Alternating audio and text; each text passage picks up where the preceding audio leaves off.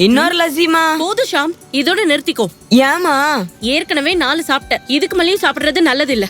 ருசியா இருக்குன்னு வயிறு நிறைய சாப்பிடலான்னு பார்த்தா சுதந்திரமா சாப்பிட கூட விட மாட்டேங்கிறீங்களே. சாம், எல்லாத்துலயும் ஒரு கட்டுப்பாடு இருக்கு.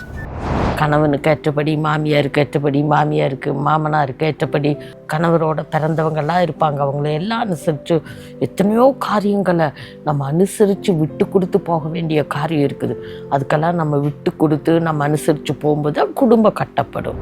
நிறைய பேர் நினைக்கிறாங்க அப்பா அம்மா கண்ட்ரோல் பண்ணால் நம்ம அடிமைகள் தாயிரோம், விடுதலை வேணும், சுதந்திரம் வேணும், யாரும் எதுவும் கேட்கக்கூடாது, நான் என்ன வேணாலும் பண்ணுவேன், என்ன வேணாலும் பார்ப்பேன், என்ன வேணாலும் பேசுவேன், அப்படி தான் சுதந்திரம்னு அநேகர் தப்பாக நினைக்கிறோம். அப்போ உண்மையான சுதந்திரம் என்பது இயேசு கிறிஸ்துவினால் பாவ சாபத்திலிருந்து விடுதலை பெற்று ஆண்டவரோட உறவில் ஐக்கியத்தில் சந்தோஷமாக இருந்தால் எல்லாருக்கூட ஒரு அன்பு ஐக்கியம் உண்டாயிருக்கும், ஒரு மன மகிழ்ச்சி. சின்ன வயசுலேயே நாம் பிள்ளைகளை ஆண்டோடைய பிள்ளைகளாக வளர்ப்பதில் நாம் அதிக கவனம் செலுத்த வேண்டும். இந்த சுதந்திரம் அடைந்த இந்தியா பிள்ளைகள் சுதந்திரமாக அலைவார்கள் என்று சொல்லி நாம் இருக்கக்கூடாது.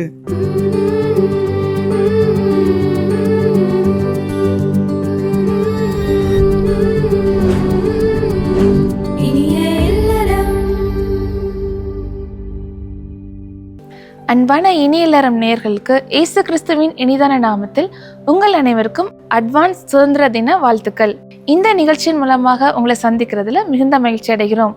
இந்த நாளிலும் கட்டுப்பாடு இல்லாத சுதந்திரம் என்ற தலைப்பில் நிகழ்ச்சிகளை பார்க்க போகிறோம்.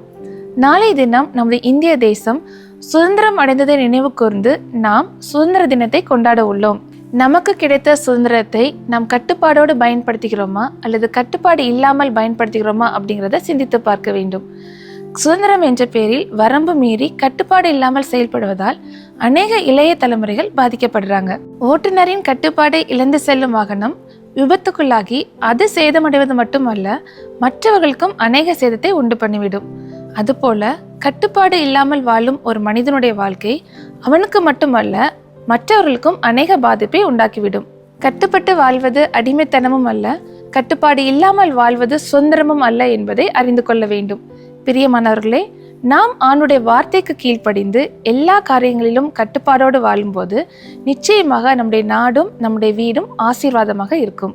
இப்பொழுதும் நம் இரட்சகராக இயேசு கிறிஸ்துவை நம் சகோதரிகளோடு இணைந்து பாடி துதிப்போமா? Praise the Lord. இந்த இனியலரும் நிகழ்ச்சியின் துதி வேளையின் மூலமாக உங்களை சந்திப்பதில் எங்களுக்கு அதிக சந்தோஷம். இந்த நாளிலும் ஆண்டவரை நம்ம விடுதலையோடு துதிக்க போகிறோம், ஆராதிக்க போகிறோம். நீங்கள் என்ன வேலை செய்து கொண்டிருந்தாலும், வீட்டில் நீங்கள் ஒரு வேளை சோர்வாக இருக்கலாம், பலவீனத்தோடு இருக்கலாம், ஒரு 10 நிமிடம் மாத்திரம் நீங்கள் எழும்பி உட்கார்ந்து ஆண்டவரை நல்ல மனதார வாய்விட்டு அவரை துதிக்கும் பொழுது அவர் கொடுத்த வாக்குத்தத்தங்களை எல்லாம் எண்ணி அதை பற்றி கொண்டு அறிக்கை செய்து நம்ம பாடும் பொழுது ஆண்டவர் உங்கள் வாழ்க்கையில் இன்றைக்கு நிச்சயம் பெரிய காரியங்களை செய்ய போதுமானவராய் இருக்கிறார். சேர்ந்து பாடலாமா? ஆண்டவர் வாக்கு பண்ணியிருக்கிறார், நான் உன்னை வாளாக்காமல் உன்னை தலையாக்குவேன், உன்னை நான் கீழாக்காமல் மேலாக்குவேன் என்று இந்த சொன்ன வாக்கு தத்தங்களை பற்றி கொண்டு அல்லேலூயா என்று ஆண்டவரை துதிப்போம்.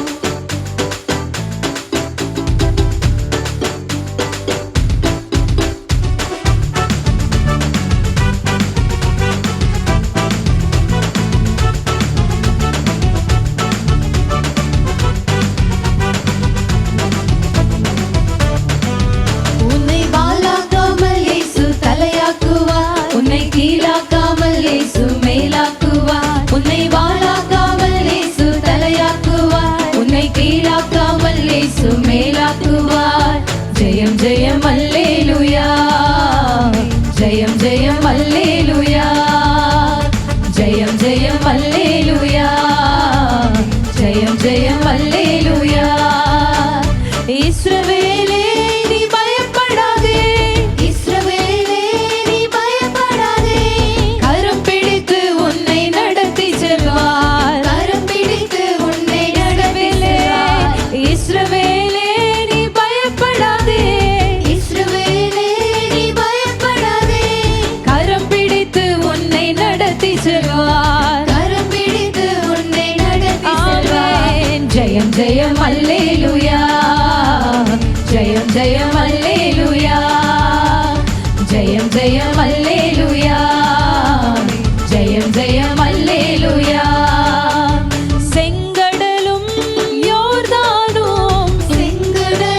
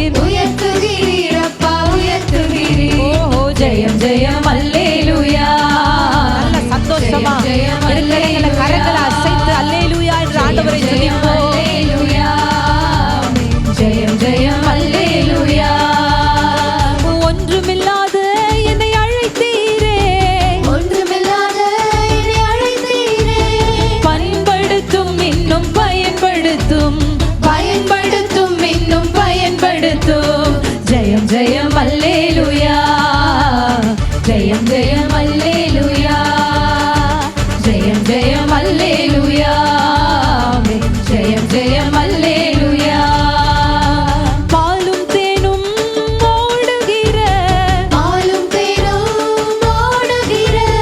தேசத்தை போல் உன்னை மாற்றிடுவார்.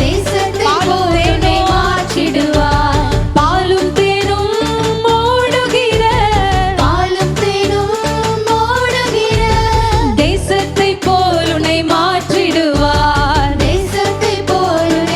ஆமென். ஜெயம் ஜெயம் அல்லேலூயா ஜெயம் ஜெயம் அல்லேலூயா ஜெயம் ஜெயம் அல்லேலூயா ஜெயம் ஜெயம் அல்லேலூயா உன்னை வாழாக்காமல் இயேசு தலையாக்குவார் உன்னை கீழாக்காமல் இயேசு மேலாக்குவார் உன்னை வாழாக்காமல் இயேசு தலையாக்குவார் உன்னை கீழாக்காமல் இயேசு மேலாக்குவார் ஜெயம் ஜெயம் அல்லேலூயா ஜெயம் ஜெயம் அல்லேலூயா ஜெயம் ஜெயம் அல்லேலூயா ஜெயம் ஜெயம் அல்லேலூயா. ஆமென். ஆண்டவர் நம்ம கூட இருக்கும் பொழுது நமக்கு எப்பொழுதும் ஜெயம்தான், தோல்வியே இல்லை. ஆமென். அவர் வாக்கு பண்ணியிருக்கிறார். நம்ம பயப்படுற நேரத்தில் எல்லாம் இஸ்ரவேலே நீ பயப்படாதே, நான் உன் கூடவே இருந்து உன்னை நான் வழி நடத்துவேன் என்று இப்படி இருக்கிற இடங்களில் கண்களை மூடி ஆண்டவர் நம்மளை பார்த்து சொல்லுகிறார், இஸ்ரவேலே யாக்கோப் என்னும் சிறு பூச்சியே நீ பயப்படாத, நான் உன் கூட இருக்கிறேன், என் நீதியின் வலது கரத்தினால உன்னை தாங்குவேன் என்று வாக்கு பண்ணி இருக்கிறார் அல்லவா. ஆண்டவரை பார்த்து, ஆண்டவரே நான் உம்மை நம்புகிறேன், என்னை விட்டு ஒரு நாளும் விலகாதவர் நீர், என்னை ஒருபோதும் கைவிடாதவர் நீர். அக்கினியில் நடக்கும் போது ஆறுகளை கடக்கும் பொழுது நீங்க வாக்கு பண்ணியிருக்கீங்கல்ல, அக்கினி என் மீது பற்றாது, ஆறுகள் என் மீது புரளாது, அந்த புகையின் வாசனை கூட எங்க மீது வராமல் எங்களை பாதுகாக்கிற தெய்வமே, உம்மை நாங்கள் ஆராதிக்கிறோம்.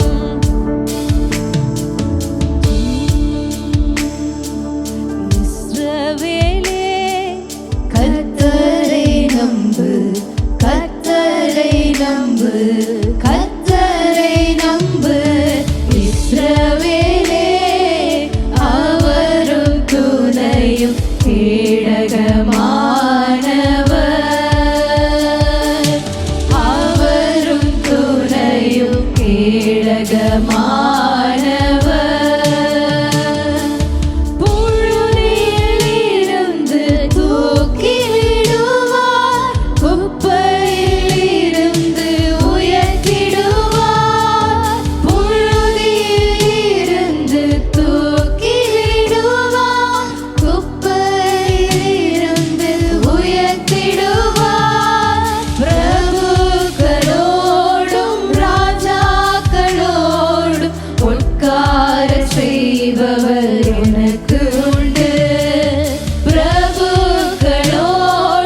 ராஜாக்களோடும் உட்கார செய்பவர் உனக்கு உண்டு இஸ்ரவேலே கர்த்தரை நம்பு கர்த்தரை நம்பு கர்த்தரை நம்பு இஸ்ரவேலே அவரும் துணையும் கேடகமானவர் அவரும் துணையும் கேடகமானவர்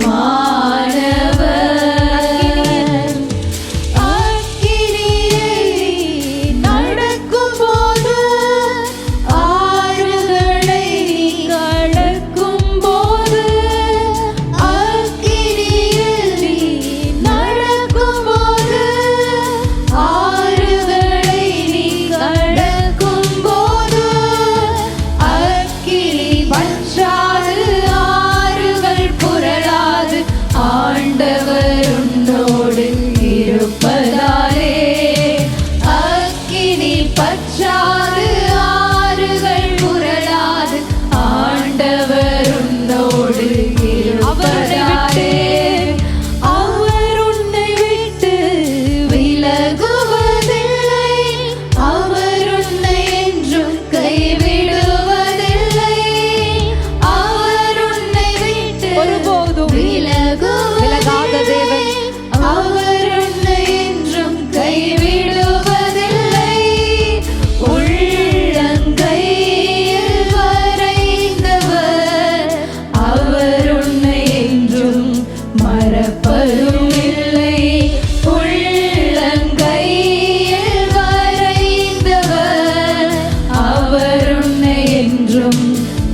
இழப்பதுமில்லை. இஸ்ரவேலே கர்த்தரை நம்பு, கர்த்தரை நம்பு, கர்த்தரை நம்பு.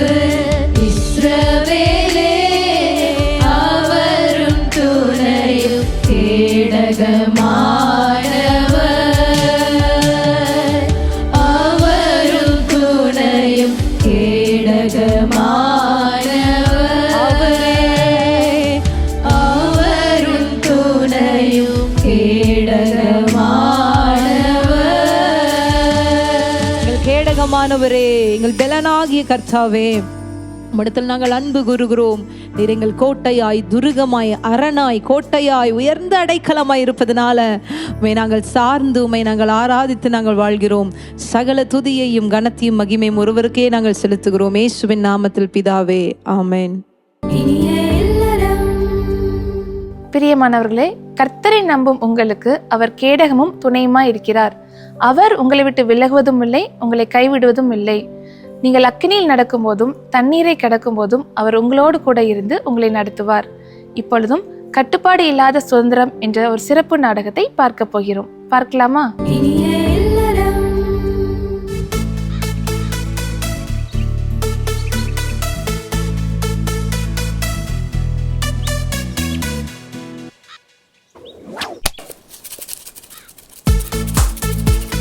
எவ்வளவு நேரமா விளையாடிட்டு இருப்ப? உள்ள வா. இன்னும் கொஞ்ச நேரம் விளையாடிட்டு வந்துடுறமா. விளையாடுற நேரத்துல விளையாடணும். இப்ப உள்ள வா. வெளியே தான் சுதந்திரமா விளையாட விட மாட்டீங்க. வீட்டு வாசல்யாச்சும் விளையாட விடுங்களாமா. காலைல தானே விளையாடிட்டு இருந்தா, அப்புறம் என்ன? கொஞ்ச நேரம் தானமா விளையாண்டேன். அதுக்காக இப்படி வெயில்ல விளையாடினா உடம்புக்கு தான் கேடு. சரிம்மா, நிழல்ல விளையாடுறோம்மா, ப்ளீஸ்மா. நாள் முழுக்க உனக்கு விளையாடிட்டே இருக்கணுமா? விளையாடுறதுக்குன்னு ஒரு கட்டுப்பாடு இருக்கு. பாரு எப்படி வேத்திருக்கு. முதல்ல உள்ள வா. ச்சே, சுதந்திரமா விளையாட கூட விட மாட்டேங்கிறாங்களே. மா, இன்னொரு லஸ்ஸிமா. போதும் ஷாம், இதோட நிறுத்திக்கோ. ஏமா? ஏற்கனவே 4 சாப்பிட்ட. இதுக்கு மேலேயும் சாப்பிடுறது நல்லது இல்ல. ருசியா இருக்குன்னு வயிறு நிறைய சாப்பிடலான்னு பார்த்தா சுதந்திரமா சாப்பிட கூட விட மாட்டேங்கிறீங்களே. வயிறு நிறைய சாப்பிடலாம்னா வயிறு முட்டை சாப்பிடக்கூடாது. நமக்கு பிடிச்சது கூடவா? ஆமா, தேனை சாப்பிட்டாலும் மிதி மிஞ்சு சாப்பிடக்கூடாது. சாப்பிட்டா வாந்தி பண்ணுவேன். இப்படி ஆசை சாப்பிடுற நேரத்துல வாந்தி பேதுன்னுட்டு. சாம், எல்லாத்துலயும் ஒரு கட்டுப்பாடு இருக்கு. என்ன கட்டுப்பாடும்? நில்லு. எங்க போற? கை கழுவ கூட சுதந்திரமா விட மாட்டீங்களா?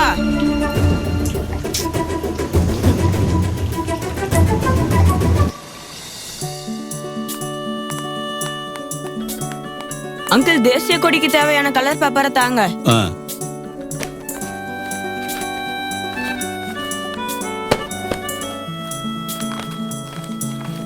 இந்தா தம்பி, இந்தா. என்ன அங்கிள், இவ்வளவு பெரிய ஆளா இருக்கீங்க, தேசிய கொடியில என்ன கலர் இருக்குன்னு கூட தெரியாம இருக்கீங்க. இது சிவப்பு கலர், ஆரஞ்சு கலர் தாங்க.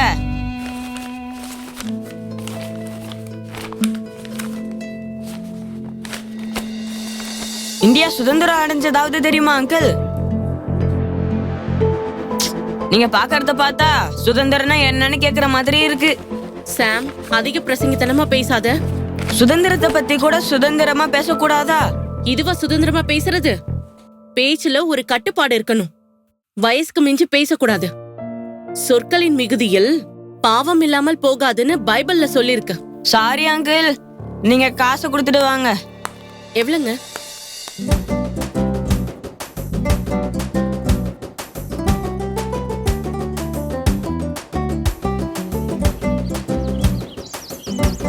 ஐயோ, பட்டத்துக்கு நூல் வாங்க மறந்துட்டேனே. வாங்கிட்டு வந்துருவோம். மா, கடைக்கு போயிட்டு வரமா. ஏய், மெதுவா போனேன்னு எதுக்கு இவ்வளவு வேகமா போற? அவசரம்னா வேகமா தானே போகணும். என்ன அவசரம்? நாளைக்கு இந்த பட்டத்தை பறக்க விடணும்ல, அதுக்கு நூல் வாங்க மறந்துட்டேன், அதான் வாங்க போறேன். இதுக்கா இவ்வளவு அவசரம்? கடை அடைச்சிருவாங்களாமா. நாளைக்கு வாங்கிக்க வேண்டியதானே? நாளைக்கு கடை லீவுமா. அதுக்காக இவ்வளவு வேகமாவா போறது? யார் மேலயாவது மோதுனா பிரச்சனை தானே. என்னதான் அவசரமா போனாலும் ஒரு கட்டுப்பாடு வேணும்.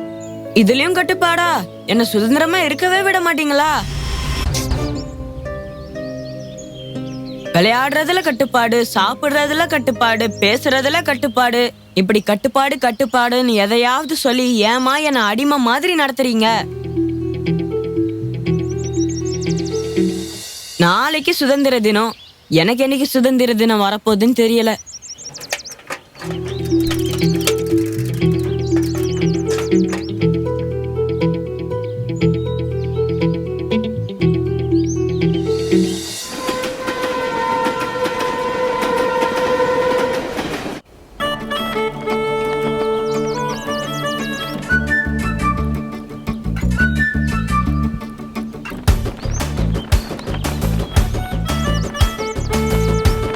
பட்டம் சூப்பரா பறக்குதுலம்மா.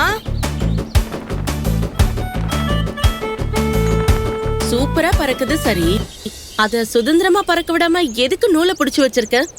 அதை விட்டா பட்டம் கட்டுப்பாடு இல்லாம எங்கேயாவது போய் சிக்கி கிழிஞ்சிடலாமா? கிழிஞ்சிட்டு போகுது, அத சுதந்திரமா பறக்க விடு.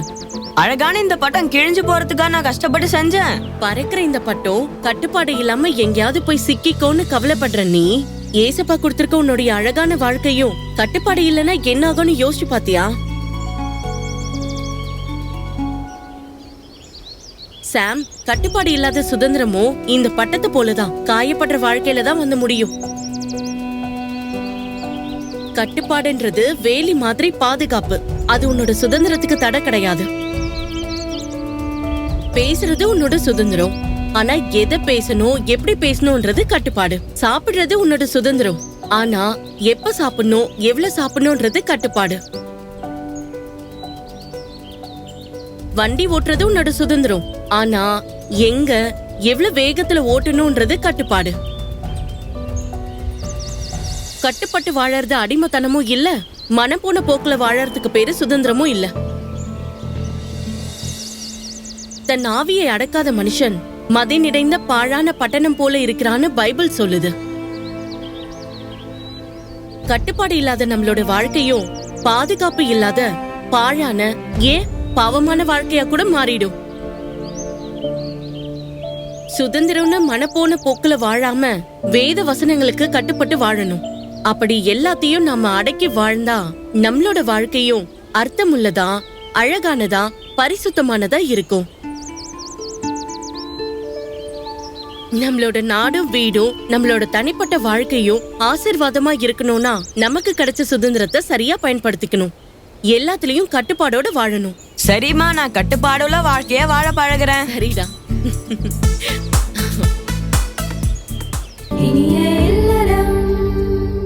பிரியமானவர்களே, நாடகத்தை பார்த்தீங்களா? நம்முடைய சுதந்திரத்தை கட்டுப்பாடோடு பயன்படுத்துவது எவ்வளோ முக்கியம் அப்படிங்கிறத அறிஞ்சு கொண்டீங்களா? இப்பொழுதும் நீங்கள் உங்களோட வாழ்க்கையில் சந்தித்து வரும் பிரச்சனைகளை குறித்து எங்களுக்கு தெரியப்படுத்தின கேள்விகளுக்கு சகோதரி அவர்கள் சிறப்பு ஆலோசனை கொடுப்பார்கள். அதன் பின்பு நாம் ஜெபிக்க போகிறோம். ஆலோசனை நேரத்தை கவனமாக கேட்டு விசுவாசத்தோடு ஜெபம் பண்ணுங்க. நிச்சயமாக தேவன் உங்கள் மனதில் எழுவும் கேள்விகளுக்கு பதில் கொடுத்து உங்களை ஆசீர்வதிப்பார். கிறிஸ்துவுக்குள் பிரியமானவர்களே, உங்கள் ஆலோசனை நேரத்துக்கு நாங்கள் வரவேற்கிறோம். இந்த நாளிலும் நம்ம எல்லா கடிதத்தையும் சொல்ல முடியாது. நான் உங்களுக்காக ஒரு கடிதத்தை வாசிக்கிறேன், கேளுங்க. எனது கணவர் எனது மாமியாருக்கு ஒரே மகன். மாமியார் குடும்பம் வசதியானவர்கள். நான் நடுத்தர குடும்பத்தை சேர்ந்தவள். நான் எதை செய்தாலும் மாமியாருக்கு பிடிப்பதில்லை. எனக்கும் அவர்களுக்கும் கருத்து வேறுபாடாகவே இருக்கிறது. ஒரே மகனாக இருப்பதினால் தனி குடித்தனம் போக முடியாத சூழ்நிலை. இதனால் எங்கள் இருவருக்கும் நடுவில் எனது கணவருக்கும் சமாதானமாக வாழ முடியாத சூழ்நிலை.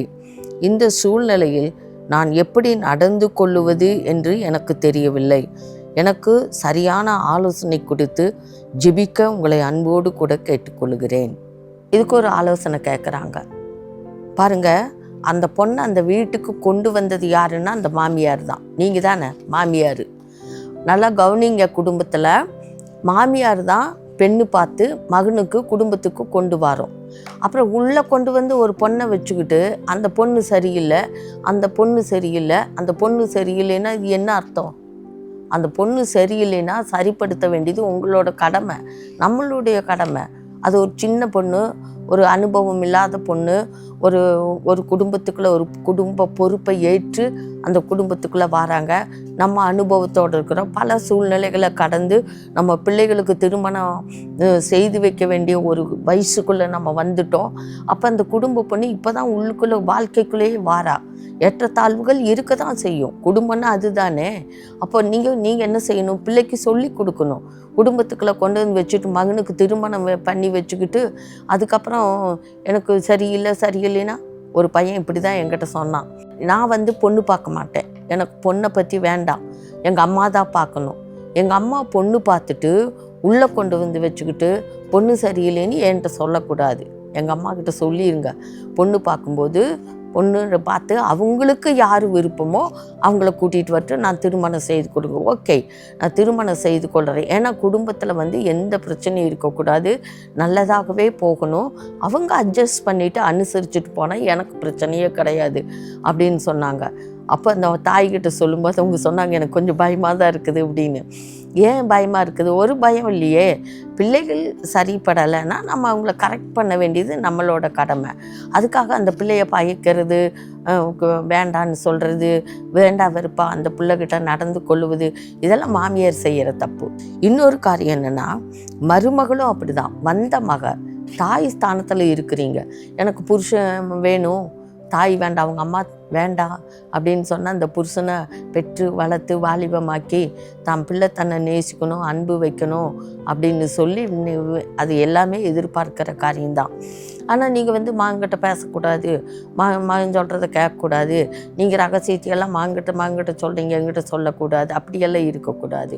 நம்ம குடும்பம், உங்கள் குடும்பம், நீங்கள் உள்ளே வந்துட்டீங்கன்னா இங்கே இருக்கிற குடும்பத்தில் நடக்கிற காரியத்தை ஏற்றத்தாழ்வுகள், குறை நிறைகள், கண்ணீர் கவலை, நீங்கள் எதிர்பார்த்து வந்தது கிடைக்கவும் செய்யலாம், கிடைக்காமையும் போகலாம். இது நீங்கள் ரெப்ரசன்டேட்டிவாட்டா இங்கே உட்காந்துக்கிட்டு அங்கே ஃபோன் பண்ணி அங்கே கால் பண்ணி சொல்லிகிட்டு இருக்கக்கூடாது. அது தப்பான காரியம். உங்களுக்கு கொடுத்த வாழ்க்கை, உங்களுக்கு கொடுத்த குடும்பம். மருமக்களே நீங்கள் கவனிச்சுக்கோங்க. உங்களுக்கு கொடுத்த குடும்பம், இதை நீங்கள் தான் நடத்தணும். உங்களுக்கு கொடுத்த பொறுப்புகள். குடும்பம்னா விளையாட்டு கிடையாது. அப்போ அதை ஜாக்கிரதையாக அவங்கவுங்க கணவன் இருக்க வேண்டிய இடத்துல கணவர் இருக்கணும், மனைவி இருக்க வேண்டிய இடத்துல மனைவி இருக்கணும், பிள்ளைகள் இருக்க வேண்டிய இடத்துல பிள்ளைகள் இருக்கணும். யார் எந்தெந்த ஸ்தானத்தில் இருந்து எந்தெந்த பொறுப்புகளை செய்யணுமோ கரெக்டாக சரியாக செய்யணும். அது கர்த்தர் வேதத்தில் நிறைய ஆலோசனைகள். ஒரு குடும்பம் கட்டுப்படுவதுக்கு நாம் எப்படி இருக்கணும் அப்படிங்கிற மனைவிக்கு, கணவருக்கு, மாமியாருக்கு, பிள்ளைகளுக்கு எல்லாத்துக்கும் ஆலோசனை வேதத்தில் இருக்குது. நீங்கள் வேதத்தை வாசித்து பாருங்கள். இந்த வசனத்தின்படி வாழ்க்கையை அமைச்சிட்டா அந்த வாழ்க்கை நல்லதாகவே இருக்கும். எனக்கு ஒரு மகளை தெரியும். அப்போ அந்த மகள் பிறந்ததுலேருந்தே எனக்கு தெரியும். அவள் நல்லா வளர்ந்தான். கர்த்தருக்குள்ள பெற்றோரால் நல்ல ஒரு பெற்றோர், நல்லா வளர்க்கப்பட்டாங்க. திருமணமாகி மாமியார் வீட்டுக்கு போனான். இது மாதிரி தான் பிரச்சனை. அப்போது அவள் தன்னோட காரியத்தை தாய்கிட்ட சொல்லவே இல்லை. ஏன்னா அம்மா கேட்டாங்கன்னா வருத்தப்படுவாங்க, அல்லது மாமியார்கிட்ட கேட்டால் என்னோடய வாழ்க்கையில் பிரச்சனைகள் ஆகிடும், மேலும் பிரச்சனை ஆகிடும் அப்படின்னு சொல்லி மாமியார்கிட்ட சொல்லவும் இல்லை, தாய்கிட்ட சொல்லவும் இல்லை. அவள் வச்சு ஜெபம் பண்ணிக்கிட்டே இருந்தா. பாருங்கள், கொஞ்ச நாள் ஆச்சுது. ரொம்ப நாளைக்கு பிறகு தாய்கிட்ட சொன்னான். அப்போ தாய்க்கு கொஞ்சம் வருத்தம். பிள்ளையுடைய காரியத்தை கேட்டவுடனே தாய்க்கு கொஞ்சம் வருத்தம். அப்போ மாமியார்கிட்ட அவள் கேட்கக்கூடாது, ஜெபிங்க, ஜெபத்துக்காக தான் உங்களுக்கு சொல்கிறேன், என் வாழ்க்கையில் ஒரு மாற்றம் வரணும்னு சொல்லிட்டு அவளும் ஜெபம்னா தாய்கிட்ட சொல்லி ஜெபிக்க கேட்டுக்கொண்டா. நாள் வந்தது. அவள் சொன்ன காரியம் என்ன தெரியுமா? என்னைக்கு அந்த குடும்பத்துக்குள்ளே கர்த்தர் என்னை கொண்டு போயிருக்கிறான்னா, அந்த குடும்பத்தின் மக்கள் ரட்சிக்கப்படணும், அந்த குடும்பம் மாறணும். அவங்க அப்படி இருக்கிறாங்கங்கிறதுக்காக நான் அப்படி இருக்கணுங்கிற அவசியம் இல்லை. அந்த குடும்பத்தை மாற்றணும், அங்கே இருக்கிற மக்களை மாற்றணும், அங்கே இருக்கிற ஜனங்கள் ஆண்டவர் பக்கம் கொண்டு வரணும். இதுதான் எனக்கு தரிசனம். ஆண்டவர் கொடுத்த தரிசனம், ஜெபம், அந்த குடும்பங்களை கட்டி எழுப்பணும். இதுதான்னு சொல்லி அவள் ஜெபம் பண்ணி இன்னைக்கு நிறைய பேரை பாருங்க, ஊழியம் செய்கிறா, கர்த்தருக்கு நேராக வழி நடத்துகிறா. அநேக குடும்பங்கள், இடிக்கப்பட்ட குடும்பங்கள் அவளால் கட்டப்படுது, ஆசீர்வதிக்கப்படுது, உயர்த்தப்படுது. நான் கண்ணில் பார்த்துருக்கேன். அதனால தான் உங்ககிட்ட சொல்கிறேன். இதே மாதிரி ஒவ்வொரு பெண்களும் இருந்தால் ஏன் நம்ம குடும்பத்தை கட்ட முடியாது? ஏன் நம்ம குடும்பத்தை நம்ம நடத்த முடியாது? கண்டிப்பாக நடத்த முடியும். சின்ன பிள்ளை தான், அந்த வீட்டுக்குள்ளே போன பிள்ளை தான். மாமியாரை அவளை பார்த்து மாறிட்டாங்க. ஏன் மாறலை? குடும்பம் மாறல, இன்னைக்கு சந்தோஷமாக இருக்காங்க. இன்றைக்கி அந்த மூத்த மருமகளாக போனால் அன்னைக்கு அந்த மருமகளை கண்ட ஆகாது. இன்றைக்கி அந்த குடும்பத்தில் ஒரு காரியம் டிசிஷன் எடுக்கணும்னா அந்த மூத்த மருமகளை கொண்டு வந்து உட்கார வச்சு, இப்படி ஒரு காரியம், நீ இந்த காரியத்துக்கு ஜெபம் பண்ணி முடிவு சொல்லுமான்னு கேட்குறாங்க மாமியார் மருமகளும். நடக்கலையா குடும்பம்? நடக்குதில்ல. அப்போ அதே மாதிரி நம்மளும் ஜெபம் பண்ணணும்னா நம்மளாலே நடக்க முடியும். குறை சொல்லிட்டு பிரிஞ்சு போனீங்கன்னா பிரிஞ்சு போயிட்டே இருக்க வேண்டியது. அப்படி இருக்கக்கூடாது. குடும்பம்னா கஷ்டம், நஷ்டம், ஏற்றத்தாழ்வுகள், கண்ணீர், கவலை எல்லாமே இருக்கும்.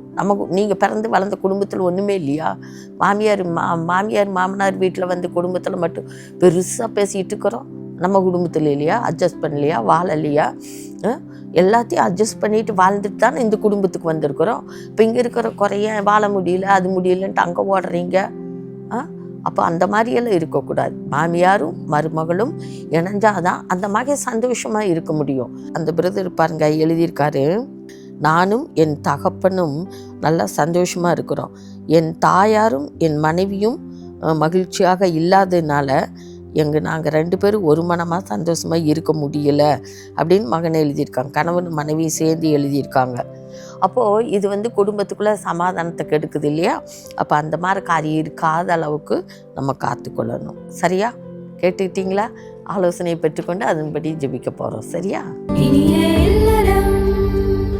இன்றைக்கு இப்படிப்பட்ட பாதிக்கப்பட்ட குடும்பங்களுக்காக நம்ம ஜெபிக்க போகிறோம். முதலாவது நம்ம எதுக்காக ஜெபிக்கிறோன்னா, மருமகள் அனுசரித்து போகணும். குடும்பத்துக்குள்ளே ஒரு பொறுப்பை ஏற்று அந்த குடும்பத்துக்குள்ளே வந்துட்டா நம்ம அனுசரித்து இன்றைக்கி இருக்கிற காரியங்களை பார்த்து புத்தியுள்ள மகளாக இருந்து குடும்பத்தை கட்டி எழுப்புகிற மகளாக இருந்து குடும்பத்தை கட்டணும். மாமியாரை பற்றி அவங்க வாழ்ந்து அவங்க வாழ்க்கை முடிஞ்சிட்டு இப்போ தான் நீங்கள் வாழ வந்திருக்கிறீங்க. இப்போ அந்த குடும்பத்துக்குள்ளே இப்போவே குறைகளை குற்றங்களை அது இதுன்னு சொல்லிக்கிட்டு நம்ம போயிட்டோன்னா வாழ்க்கை நமக்கு கிடைக்காது. அவங்க மாமியார் வாழ்ந்து முடிச்சிட்டாங்க, நம்ம வாழ போகிறோம். அப்போ அதை அனுசரித்து குடும்பத்துக்குள்ளே ஏற்றத்தாழ்வுகளை எல்லாம் அனுசரித்து நம்ம ஜெபிக்க போகிறோம். புத்தி உள்ளவளாக இருந்து வீட்டை கட்டணும், ஆண்டவருக்கு பிரியமானபடி ஜெபிக்கணும். இப்படிப்பட்ட காரியங்களை எல்லாம் பார்த்து நம்ம அனுசரித்து அட்ஜஸ்ட் பண்ணி கணவனுக்கு ஏற்றபடி, மாமியாருக்கு ஏற்றபடி, மாமியாருக்கு மாமனாருக்கு ஏற்றபடி, அல்லது குடும்பத்தில் அண்ணன் தம்பிக கணவரோட பிறந்தவங்கள்லாம் இருப்பாங்க, அவங்கள எல்லாம் அனுசரித்து எத்தனையோ காரியங்களை நம்ம அனுசரித்து விட்டு கொடுத்து போக வேண்டிய காரியம் இருக்குது. அதுக்கெல்லாம் நம்ம விட்டு கொடுத்து நம்ம அனுசரித்து போகும்போது குடும்பம் கட்டப்படும் இல்லையா? அப்போ அதுக்கு நீங்கள் புத்தி உள்ள பெண்ணாக நடக்கணும், விவேகம் உள்ள பெண்ணாக நடக்கணும் அப்படின்னா ஜெபிக்கணும். ஜெபிச்சாதான் இப்படிப்பட்ட காரியத்தை ஒரு ஞானத்தை ஆண்டவர் கொடுப்பார். அப்போ அது மாதிரி ஜெபம் பண்ணுவோமா? தகப்பனே, உமக்கு நன்றி செலுத்துகிறப்பா, உம்மை துதிக்கிறோம், ஸ்தோத்தரிக்கிறோம். இந்த இனிய இல்லற ஆலோசனை நேரத்துக்காக ஸ்தோத்திரம் ஆண்டவரே. இப்பொழுதுமாக நாங்கள் கேட்டுக்கொண்ட அந்த ஆலோசனையின்படி மருமகளுக்காக உங்கள் முகத்தை நோக்கி பார்க்க வந்து நிற்கிறையா. குடும்பத்தில் ஆண்டவரே புதியதாய் வந்த பிள்ளை ஆண்டவரே தகப்பனே தன்னுடைய குடும்பத்தினரை அனுசரித்து போகக்கூடிய கிருபைகளை ஒவ்வொருவருக்கும் நீங்கள் கொடுக்கும்படிக்கு நாங்கள் செபிக்கிறோம். விசேஷமாய் மருமகளுக்கு நீங்கள் கொடுக்கும்படிக்கு நாங்கள் செபிக்கிற ஆண்டவரே. புத்தியுள்ள ஸ்திரீ தன் வீட்டை கட்டுகிறாள் என்று எழுதியிருக்கிறபடி தகப்பனே ஒரு விசேஷித்த ஞானம், இந்த வீட்டை கட்டக்கூடிய ஒரு விசேஷித்த ஞானத்தினால மருமகளை நீங்க நிரப்பும்படிக்கு நாங்கள் செபிக்கிறையா. தன்னுடைய மாமியாரை, உடன் பிறந்தவர்களை ஆண்டவரே, கணவரை அனுசரித்து போகக்கூடிய கிருபைகள் ஒவ்வொரு பிள்ளைகளுக்கும் உண்டாகும்படிக்கு நாங்கள் செபிக்கிறோம். இந்த நிகழ்ச்சியை பார்த்து கொண்டிருக்கிற மருமக்கள் மாருக்காக உங்க முகத்தை நோக்கி பார்க்கிறப்பா. அன்றைக்கு ஒரு ரூத் ஆண்டவரே நகோமியை பராமரித்ததை போல மருமக்கள் ஆண்டவரே தன்னுடைய மாமியாரை தன்னுடைய சொந்த தாயாய் நினைத்து பராமரிப்பதற்கு ஆண்டவர் உதவி செய்யும்படிக்கு நாங்கள் செபிக்கிறப்பா. சின்ன சின்ன பிரச்சனைகள் ஆண்டவரே உங்க சமூகத்துக்கு தெரியப்படுத்தி ஜெபித்த ஆண்டவரே ஆலோசனையை பெற்றுக்கொண்டு குடும்பத்தை நடத்துவதற்கு நீங்க உதவி செய்யும்படிக்கு நாங்கள் செபிக்கிறோம். குடும்ப வாழ்க்கையை ஏற்படுத்தி கொடுத்தவர் கர்த்தர் என்று சொல்லி அந்த உணர்வுள்ள இருதயத்தை பிள்ளைகளுக்கு நீங்க கொடுங்க ஆண்டவரே. எந்த விதத்திலும் சமாதான கேடு ஆண்டவரே இந்த பிள்ளைகள் நிமித்தம் குடும்பத்துக்குள் வந்துவிடவே கூடாதையா. இயேசுவின் இரத்தத்தின் வல்லமைக்குள்ள முழு குடும்பத்தையும் ஒப்பு கொடுக்கிறோம். ஆண்டவர் பொறுப்பெடுக்கும்படிக்கு நாங்கள் செபிக்கிற ஆண்டவரே தகப்பனே, எங்கள் செபத்தை நீங்க கேட்டதற்காக நன்றி. ஒவ்வொரு மருமக்களோட உள்ளத்திலும் நீங்க கிரியை செய்து கொண்டிருப்பதற்காக ஸ்தோத்திரம். இயேசு கிறிஸ்துவின் நாமத்தில் செபிக்கிறோம் எங்கள் நல்ல பிதாவே. ஆமேன். கத்தர் ஜெபத்தை கேட்டதற்காக கத்தருக்கு நன்றி சொல்லுவோம். அடுத்தபடியாக நம்ம எதுக்காக ஜெபிக்கிறோம் அப்படின்னு சொன்னா, மாமியாராக இருக்கிற அந்த ஸ்தானத்தில் இருக்கிறவங்களுக்காக ஜெபிக்கணும். அவங்களும் அந்த வீட்டுக்குள்ள பெண்ணு தான் இல்லையா? நம்மளை நம்பி வந்த மகள், நம்மளை நம்ம அனுசரிக்கலைன்னா அந்த பொண்ணு எங்கே போவா சொல்லுங்க? அப்போ நம்ம வயசில் மூத்தவங்க, அனுபவத்தில் மூத்தவங்க, வாழ்ந்தவங்க, அப்போ இவங்க இப்படி ஒரு அனுபவத்தில் இருக்கிறவங்க வாழ்க்கைக்குள்ளேயே நுழையாத பொண்ணு நம்மளை நம்பி நம்மளை அவங்க வீட்டில் இருக்கிற எல்லாத்தையும் விட்டுட்டு, உறவுகளெல்லாம் விட்டுட்டு, எல்லாத்தையும் விட்டுட்டு நம்மளை தேடி நம்மளை நம்பி வந்த பொண்ணு, அந்த பொண்ணை வாழ வைக்க வேண்டியது நம்மளோட கடமை. கர்த்தர் நம்மளை கவனித்து கொண்டே இருக்கிறாரு. அப்போ நம்ம அனுசரித்து அட்ஜஸ்ட் பண்ணி, அது நமக்கு பிள்ளை அப்படின்னு நம்ம ஏற்றுக்கொண்டோம். நம்ம தானே பார்த்தோம் அந்த பொண்ணை, நம்ம வீட்டுக்கு நம்மளை நம்பி தானே வந்திருக்குது. ஒருவேளை நம்ம ஏற்றுக்கொள்ள முடியாதபடி அவளோட கேரக்டர்ஸ் இருக்கலாம். ஆனாலும் நம்ம வீட்டுக்கு வந்ததுக்கப்புறம் அந்த பிள்ளைக்கு சொல்லி கொடுத்து, ஜெப வாழ்க்கையில் நடத்தி, காரியங்களை எல்லாம் சொல்லி கொடுத்து விளங்க பண்ணி, நம்ம பிள்ளையை நம்ம எப்படி வளர்த்தோமோ அதே மாதிரி நம்ம வீட்டுக்கு வந்த பிள்ளையும் நம்ம வளர்த்து அந்த பிள்ளைகளை குடும்பமாக பிரிஞ்சு போகாமல் இருக்கணும். இதுதான் ஒரு தாய் ஸ்தானத்தில் இருக்கிற மாமியாருடைய வேலை. அப்போது அந்த குடும்பத்தை நம்ம கட்டி எழுப்பணும். இதுக்காக சகோதரி ஜெபம் பண்ணுவாங்க. எல்லா மாமியார்மார்களையும் ஆண்டவரோட கரத்தில் ஒப்பு கொடுத்து, தாய் ஸ்தானத்தில் இருக்கிறவங்கள ஆண்டோட கரத்தில் ஒப்பு கொடுத்து, வாழ வந்த பெண்ணை வாழணும், அந்த மகனோட சந்தோஷமாக இருக்கணும் அப்படிங்கிறதுக்கு அந்த பொண்ணுக்கு அனுபவம் இல்லாமல் இருக்கலாம் இல்லையா? அனுபவம் இல்லாமல் இருக்கலாம். ஆனாலும் நம்ம சொல்லி கொடுக்கணும். சொல்லி கொடுத்து அந்த பிள்ளைய வாழ வைக்க ஆண்டவர் நமக்கு கிருபை கொடுக்கணும்னு சொல்லி நம்ம சகோதரியோடு இணைந்து ஜெபிக்க போகிறோம். தகப்பனே, நாங்கள் உமக்கு நன்றி செலுத்துகிறோம். ஸ்தோத்திரிக்கிறப்பா, இந்த இணையலற நிகழ்ச்சியை பார்த்து கொண்டிருக்கிறதான ஒவ்வொரு குடும்பங்களுக்காக செபிக்கிற ஆண்டவரே, குடும்பங்களில் இருக்கிறதான மருமக்கள்மார்களுக்காக செபிக்கிற ஆண்டவரே, எத்தனையோ ஆண்டவரே சகோதரிமார்கள் ஆண்டவரே தன்னுடைய கணவனுடைய குடும்பத்திற்கு போகும் பொழுது தன்னுடைய கணவன் குடும்பத்திலே சமாதானமாய் சந்தோஷமாய் வாழ வேண்டும் என்று சொல்லி ஆண்டவரே ஏசப்பா, எத்தனையோ ஆண்டவரே சகோதரிமார்கள் கடந்து செல்கிறாங்க ஆண்டவரே. ஆனால் ஆண்டவரே, வாழ வந்ததான் ஆண்டவரே மருமகளை ஆண்டவரே வாழ விடக்கூடாதபடி எத்தனையோ குடும்பங்கள் ஆண்டவரே மாமியார்கள் ஆண்டவரே ஏசப்பா வேதனைப்படுத்துகிறாங்கப்பா. தன்னுடைய மகனை தன்வசப்படுத்தி கொண்டு ஆண்டவரே எத்தனையோ குடும்பங்கள் ஆண்டவரே ஏசப்பா சின்ன சின்ன பிரச்சனைகளை கூட பெரிதாக்கி கொண்டு ஆண்டவரே ஏசப்பா மருமகளை வாழக்கூடாதபடி ஆண்டவரே சமாதானத்தை கெடுத்து கொண்டிருக்கிறாங்க ஆண்டவரே. இப்படிப்பட்டதான் ஆண்டவரே மாமியார்களுக்காக செபிக்கிற ஆண்டவரே, கர்த்தருடைய உள்ளத்திலே கர்த்தர் கிரியை செய்யுங்க ஆண்டவரே, மனமாற்றத்தை கொடுக்கும்படிக்கு நாங்கள் செபிக்கிறோம் ஆண்டவரே. தன்னுடைய மகள் சின்ன சின்ன காரியங்கள் தவறு செய்யும் பொழுது எப்படி மன்னிக்கிறாங்களோ ஆண்டவரே, அதே போல் ஆண்டவரே தன்னுடைய மருமகளையும் ஆண்டவரே சின்ன சின்ன காரியங்கள் செய்யும் பொழுது ஆண்டவரே அதை மன்னிக்கிற ஆண்டவரே ஏசப்பா ஒரு இருதயத்தை அந்த பிள்ளைகளுக்கு கொடுக்கும்படிக்கு நாங்கள் ஜெபிக்கிறோம் ஆண்டவரே.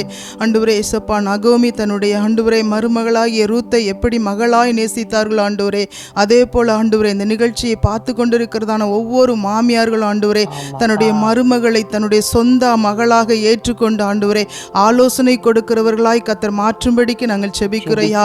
எத்தனையோ குடும்பங்கள் இது நிமித்தம் பிரிக்கப்பட்ட நிலைமையில் இருக்கிறாங்கப்பா.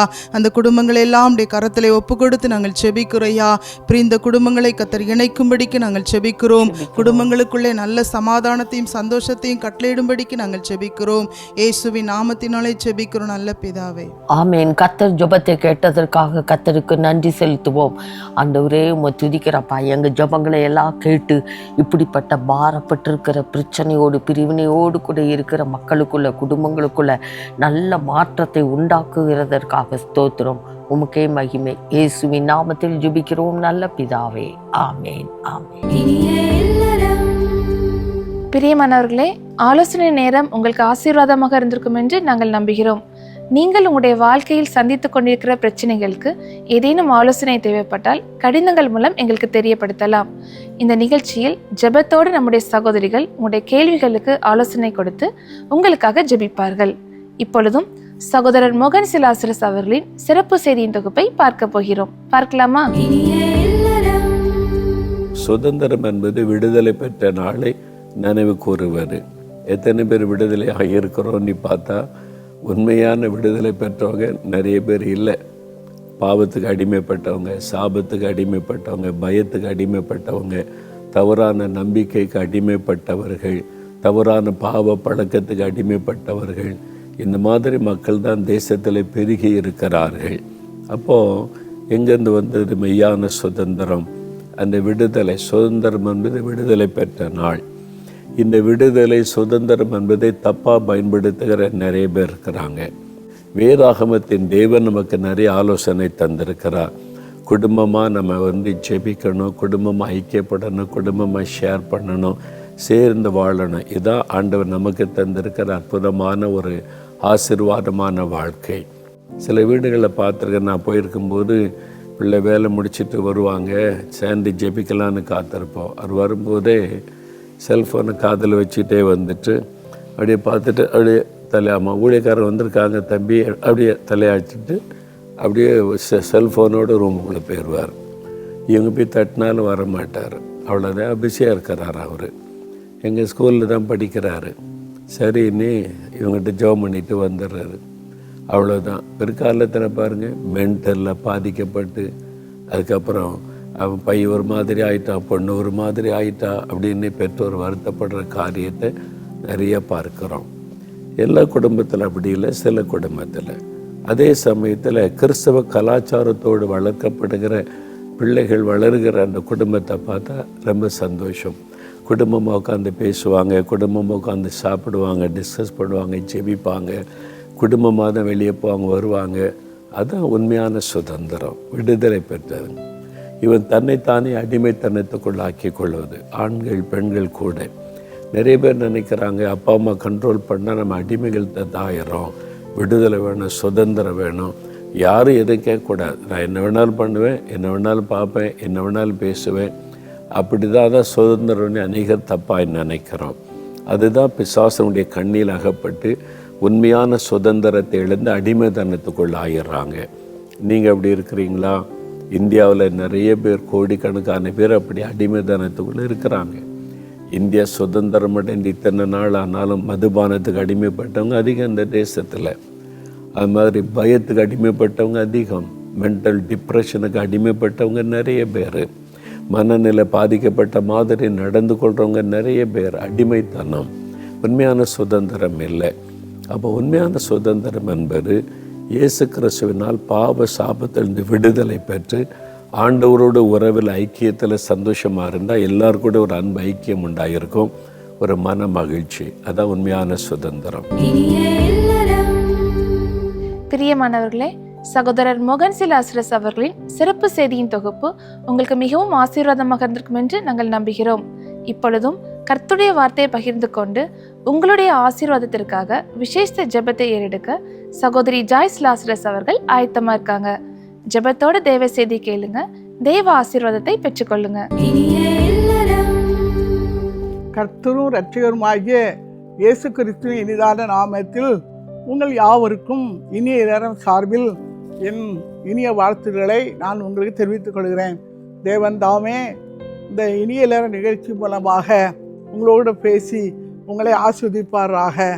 இந்த நாளிலேயும் எனக்கு அருமையானவர்களே, அருமையான ஒரு நாடகத்தை நாம் பார்த்தோம். கட்டுப்பாடு இல்லாத சுதந்திரம் என்று சொல்லப்பட்ட ஒரு நல்ல நாடகத்தை நாம் பார்த்தோம். இந்த நாளிலேயும் நீதிமொழிகள் 25:28 நீதிமொழிகள் 25:28 தன் ஆவியை அடக்காத மனுஷன் மதிலிடிந்த பாழான பட்டணம் போல் இருப்பான். எனக்கு அருமையார்களே, நம்முடைய குடும்பம் தேவனால் உண்டாக்கப்பட்ட குடும்பம். தேவன் நம்முடைய குடும்பங்களை ஆஸ்வதிக்கிறார், நம்முடைய பிள்ளைகளை தேவன் ஆஸ்வதிக்கிறார். நல்ல நாடகத்தின் மூலமாக ஆண்டவர் நம்மோட பேசியிருப்பார் என்று சொல்லி நான் நம்புகிறேன். நம்முடைய தேசம் சுதந்திரம் அடைந்து 80 வருடம் ஆயிருக்குது. 80வது வருட சுதந்திர நாள் நாம் சுதந்திரமாக வாழ்ந்து கொண்டிருக்கிறோம். தேவன் நமக்கு கிருபைகளை தந்து நம்மை நடத்தி கொண்டிருக்கிறார். தேவன் நமக்கு தந்திருக்க பிள்ளைகளை குறித்து நாம் கவனமாக இருக்க வேண்டும். சுதந்திரம் சுதந்திரம் என்று சொல்லி பிள்ளைகளை சுதந்திரமாக அலைந்து திரிய விடக்கூடாது, அவங்க மனம் போன போக்கில் போக விடக்கூடாது. எனக்கு அருமையானங்களே, ஒரு நாளில் ஒரு ஆசிரியர் வேலை செய்யக்கூடிய ஒரு தாயாருடைய மகன் ஸ்கூலுக்கு போயிட்டு வீட்டுக்கு வந்திருக்கிறான். வீட்டுக்கு வந்தால் அவன் வீட்டில் இருக்கிற காசெல்லாம் திருடியிருக்கான். அம்மா வச்சுருக்க காசெல்லாம் திருடியிருக்கான். வீட்டில் இருக்கிற பலகாரங்களாம் திருடி ஃப்ரெண்ட்ஸுக்கெலாம் கொண்டு போய் கொடுத்துருக்குறான். அப்போ ஒரு நாளில் ஆண்டவர் அவனோட பேச ஆரம்பிச்சிருக்காரு. நீ களவு செய்யக்கூடாது, நீ களவு செய்யக்கூடாதுன்னு ஆண்டவர் பேசியிருக்காரு. உடனே வீட்டில் வந்து தாயின் இடத்துல சொல்லியிருக்கான், அம்மா நான் வீட்டில் இருந்த காசெல்லாம் எடுத்துகிட்டு போனேன், நான் என் ஃப்ரெண்ட்ஸுக்கு வீட்டில் இருந்த பலகாரத்தெல்லாம் நீங்கள் ஸ்கூலுக்கு போன பிறகு எல்லாத்தையும் எடுத்துகிட்டு போனேன், நான் செய்தது தப்பு அம்மா, நான் திருடுனது தப்பு அம்மா அப்படின்னு சொல்லி தாயிட்ட சொல்லியிருக்கான். உடனே தாயார் மகனை பார்த்து சொல்லியிருக்காங்க, இனி நீ எப்படி திருடக்கூடாது, நீ இனி திருடக்கூடாது, அம்மாட்ட கேட்கணும், இதனால அம்மாட்ட கேட்கணும், அம்மா உனக்கு தருவேன் அப்படின்னு சொல்லி தாயார் அந்த மகனுக்கு ஆலோசனை கொடுத்துருக்காங்க. அதன்படியே அவன் அந்த சின்ன வயசில் தாயினுடைய சொல்ல கேட்டு ஒரு ஆண்டுடைய பிள்ளையாக இருந்து இந்த நாளில் அவன் ஒரு நல்ல பெரிய ஆளாக இருக்கிறான், நல்ல வேலையில் இருக்கிறான், நல்ல ஆண்டோட பிள்ளையாக இருக்கிறான். ஏன் நான் இதை சொல்கிறேன்னு சொன்னால், பெற்றோர் பிள்ளைகளை கவனிக்கணும், கவனமாக நடத்தணும். அன்னைக்கு அந்த தாயார் தாம் மகனை சரியான பாதையில் நடத்தினபடினால தான் இன்றைக்கி சமுதாயத்தில் உயர்ந்த இடத்துல இருக்கிறான், நல்ல உயர்ந்த வேலையில் இருக்கிறான், ஆசீர்வாதமாக இருக்கிறான். இப்போ பிள்ளைகளை கவனிக்கணும். இப்போ பேரண்ட்ஸ் பிள்ளைகளை கவனிக்க, அவங்களுக்கு எது தப்பு, எது சரி, எது தீமையான காரியம், எது நன்மையான காரியம்னு சொல்லி அவங்களுக்கு தெரியாது. ஆனால் நீங்கள் பேரண்ட்ஸு சொல்லிக் கொடுக்கணும், பெற்றோர் பிள்ளைகளுக்கு சொல்லிக் கொடுக்கணும், சொல்லிக் கொடுத்து சரியான பாதையில் நடத்தணும். எனக்கு அருமையானவர்களே, ஒரு தாத்தாவும் ஒரு பாட்டியும் ஒரு பேரனை கூட்டிகிட்டு வந்தாங்க, ஒரு பையனை கூட்டிகிட்டு வந்தாங்க. அவன் நான் நினைக்கிறேன் கிட்டத்தட்ட அவன் ஒரு 4ஆம் கிளாஸு இல்லை 5ஆம் கிளாஸ் படிப்பான்னு நினைக்கிறேன். அவன் ஸ்கூலுக்கே போகிறதில்ல, பாட்டி கண்டிக்கிறது இல்லை, தாத்தாவும் பேசாமல் இருக்காங்க. மகா வந்து அந்த பையனுக்கு தாயார் வந்து வெளிநாட்டில் இருக்காங்க. அப்போ என்ன பிரச்சனை அப்படின்னு சொல்லி பார்த்தான்னா, அந்த பையன் வந்து செல்லுக்கு அடிமைப்பட்டிருக்கிறான். தாத்தா பாட்டி செல்லை கொடுத்து அந்த பிள்ளைய கழுதாக்கி வச்சுருக்காங்க. அப்போ அந்த வயசில் அந்த பையனுக்கு செல்லு தேவையா அப்படிங்கிறத பேரண்ட்ஸ் புரிஞ்சுக்கிடணும். அவன் பாட்டி வந்து செல்லை கொடுத்து அந்த பேரனை அவனை கழுதாக்கிட்டாங்க. அவன் இன்றைக்கி சொல்லு கேட்க மாட்டேங்கான், ஸ்கூலுக்கு போக மாட்டேங்கான், ராத்திரிலாம் செல்லை வச்சு பார்த்துக்கிட்டு இருக்கான், செல்லில் தூங்க மாட்டேங்கான். கேட்டால் கேம் விளாடுறேன், நான் பெரிய பணக்காரன் ஆயிடுவேன் அப்படின்னு சொல்கிறான். பிசாசு அப்படியாக பிள்ளைகளை செல்லுக்கு அடிமைப்படுத்தி வச்சிடுறான். அப்போ நம்ம பிள்ளைகளை கவனிக்கணும், சொல்ல கொடுக்கக்கூடாது. படிக்கிற வயசில் பிள்ளைகள் படிக்கணும், பேரண்ட்ஸ் சொல்லிக் கொடுக்கணும், நீ படிக்கணும், பாடம் படிக்கணும், கிளாஸுக்கு போகணும், பாடம் படிக்கணும், வர்ற காலங்களில் பெரிய ஆள் ஆகணும்னு சொல்லி கொடுக்கணும். அப்போ அந்த பாட்டி வந்து அவனை சத்தமே போட மாட்டேங்காங்க, தாத்தாவும் பேசாமல் இருக்காங்க. அந்த பையன் எப்படி இருப்பான்? ராத்திரி தூங்குறது இல்லை, பைபிள் வாசிக்கிறது இல்லை, ஜெபம் பண்ணுறது இல்லை, சும்மா அது பாட்டுக்கு இருக்கான். படிப்பும் இல்லை. இதெல்லாம் நம்ம பிள்ளைகளை அப்படி வளர்க்கக்கூடாது, செல்லுக்கு அடிமையாக பிள்ளைகளை வளர்த்தக்கூடாது. எனக்கு அருமையானவர்களே, நாம் ஆண்டோட பிள்ளைகளாக இருந்தால் தான் நம்மளோட பிள்ளைகளுக்கும் ஆண்டோட பாதுகாப்பு இருக்கும். இல்லைன்னா மதிலிருந்த செவரை போல தான் காணப்படுவாங்க. எனக்கு அருமையானவர்களே, ராஜாக்கள் வாழ்ந்த காலத்தில் நாம் பார்ப்போமானால், அவங்க பட்டணத்துக்குள்ளே இருக்கும்போது பட்டணத்தை சுற்றிலும் மதில்கள் போடப்பட்டிருக்கும். மதில்கள் போடப்பட்டு 24 மணி நேரமும் காவல்காரர்கள் காவல் காப்பாங்க, போர் சேவர்கள் இருப்பாங்க, காவல்காரர்கள் காவல் காப்பாங்க. ஒருவேளை அவங்க காவல்காரங்க தூங்கிட்டாங்க, இல்லை காவல்காரருக்கு அறியாமலே கள்ளர்கள் உள்ளே வந்துட்டாங்கன்னா கோட்டையை இடித்து உள்ளே போய் உள்ளே இருக்க ஜனங்களை துன்புறுத்துவாங்க, வேதனைப்படுத்துவாங்க. எனக்கு அருமையானவர்களே, எப்போ போர் சேவர்கள் வந்து மதிலை காக்கிற அந்த போர் சேவர்கள், மதிலை காக்கிற காவலாளர்கள் விழிப்பாக இருக்கணும், இரவும் பகலும் விழிப்பாக இருந்தால் தான் அந்த கோட்டை சுவரில் இருக்கிற மக்களை பாதுகாக்க முடியும். அப்போ கோட்டை செவரு இடிக்கக்கூடாது, இந்த செவரு இடிக்கக்கூடாது, திருடர்கள் கொள்ளையர்கள் உள்ளே வந்து கொள்ளை அடிக்கக்கூடாது, பட்டணத்தை சுற்றிலும் பாதுகாப்பு இருக்கணும். அப்போ போர் சேவர்கள் இரவும் பகலும் தூங்காமல் விழிப்பாக இருந்து பாதுகாக்கணும். எனக்கு அருமையானவர்களே, தேவன் நமக்கு கொடுத்த பிள்ளைகளை குறித்து நாம் கரிசனை உள்ளவர்களாக இருக்கணும். மதிலிடிந்த அந்த சுவரை போல நம்முடைய பிள்ளைகள் காணப்படக்கூடாது, வாழ்க்கையில் ஆசீர்வாதம் இல்லாமல் போகக்கூடாது. நம்முடைய பிள்ளைகள் ரவுடியாக, அந்த சின்ன வயசில் ரவுடியாக, வீட்டுக்கு அடங்காத பிள்ளைகளாக, வீட்டை விட்டு ஓடுற பிள்ளைகளாக, எங்கேயாவது போய் ரவுடியாக வாழ்கிற பிள்ளைகளாக நம்ம பிள்ளைகள் இருக்கக்கூடாது. இன்றைக்கி அநேக குடும்பங்களில் பிள்ளைகள் பெற்றோருக்கு கீழ்ப்படிவதில்லை, பெற்றோர் சொல்கிற காரியங்களை காதில் வாங்குறதில்லை, வீட்டை விட்டு வெளியே போயிடுறது. வெளியே போயிடுது. அவன் வாழ்க்கை எப்படியா இருக்கும்? அவன் பிற்காலத்து பெரிய ரவுடியாக இருப்பான், இல்லை ஒரு கொள்ளைக்காரராக இருப்பான், இல்லை கொள்ளைக்கூடத்தில் சேர்ந்து இருப்பான். அதனால் நம்ம பிள்ளைகளை இணையலற நிகழ்ச்சியை பார்க்குற நீங்கள் யாராக இருந்தாலும் உங்களோட பிள்ளைகளை நீங்கள் ஆண்டவர்களை வளர்க்கணும். வேத வாசிக்க வைக்கணும், ஜெபிக்க வைக்கணும். பிள்ளைகளை ஜெபிக்க வைக்கணும். தினம் ஒரு வசனம் படிக்க வைங்க, மனப்பாடம் பண்ணணும்னு சொல்லி பிள்ளைகளுக்கு ஆலோசனை கொடுங்க. ஞாயிற்றுக்கிழமை சமயத்துலலாம் நீங்கள் பிள்ளைகளோடு கூட பேசி அவங்கள சங்கீதங்களை 1ஆம் சங்கீதம் 23ஆம் சங்கீதம் இப்படி சங்கீதங்களை படித்து மனப்பாடம் பண்ண சொல்லுங்கள். அது அவங்களுடைய வாழ்க்கையில் இந்த வசனம் அவங்களோட பேசி அவங்கள சரியான பாதையில் நடத்தும். படிக்க வேண்டிய நேரத்தில் பிள்ளைகளை படிக்க வைக்கணும், ஜெபிக்க வேண்டிய நேரத்தில் ஜெபிக்கணும், வேத வாசிக்க நேரத்தில் வேத வாசிக்கணும், குடும்ப ஜெபம் பண்ணுற நேரத்தில் குடும்ப ஜெபத்தில் வைக்கணும், பிள்ளைகளை வைக்கணும். வச்சு ஜெபம் பண்ணணும். உங்கள் பிள்ளைங்க எப்படி இருக்காங்க? உங்கள் வீட்டுக்கு அடங்க மாட்டேங்காங்களா? கீழ்ப்படியாத பிள்ளைகளாக இருக்காங்களா? வேத வாசிக்காமல் ஜெபிக்காத பிள்ளைகளாக இருக்காங்களா? நீங்கள் கவனம் செலுத்தணும், பிள்ளைகள் மேலே கவனம் செலுத்தணும். பிள்ளைகளை குறித்து அக்கறை உள்ள தாய் தோப்பனா நீங்கள் இருக்கணும். ஏன்னா தானேன்னு சொல்லி இருக்கக்கூடாது. அப்போ பிற்காலத்தில் நம்ம பிள்ளைங்க நல்லா வளர்ந்தாங்கன்னா, கர்த்தருக்குள்ள வளர்ந்தாங்கன்னா, அவங்க சமுதாயத்தில் நல்ல உயர்ந்த நிலையில் இருப்பாங்க, ஆசீர்வாதமாக இருப்பாங்க, ஆண்டோட ஆசீர்வாதத்தை பெற்று ஆண்டோடைய பிள்ளைகளாக இருப்பாங்க. இப்போது நாம் நம்முடைய பிள்ளைகளுக்காக ஜெபம் பண்ணணும், வேத வாசிக்க வைக்கணும், ஜெபிக்க வைக்கணும். எனக்கு அருமையானவர்களே, ஒரு சமயம் ஒரு தாயார் ஒரு மகனை அழைச்சிட்டு வந்தாங்க. அவனிடத்துல 7 செல்லு இருந்துச்சு. நான் ஆச்சரியப்பட்டேன், 7 செல்லு இருக்கிறதா என்று சொல்லி. அப்போ அது செல்லை வாங்கி பார்த்தேன், நல்ல பெரிய பெரிய செல்லை. அவன் சொல்கிறான், இதில் விளையாடி நான் 1 லட்ச ரூபா சம்பாத்தியம் பண்ணிடுவேன்னு சொல்கிறான். ஆனால் அவன் படிக்கலை. 10th பரீட்சை எழுதுனதோட அவன் படிக்கலை. அப்பொழுது அவங்க அம்மா வந்து ஒரு ஜட்ஜி, அவங்க அம்மா ஒரு ஜட்ஜி. அப்போ அம்மா சொல்கிறாங்க அவன் படிக்கணும் அப்படின்னு சொல்லி. ஆனால் அவன் நான் ஸ்கூலுக்கு போக மாட்டேன், நான் படிக்க மாட்டேன் அப்படின்னு சொல்லி சொல்கிறான். பொழுது நான் தாயாரிடத்துல சொன்னேன், நாம் ஜெபம் பண்ணுவோம் என்று சொல்லி, இவனுக்காக ஜெபம் பண்ணுவோம், பாரம் எடுத்து ஜெபிக்க வேண்டும் என்று சொல்லி தாயாரிடத்துல சொன்னேன்.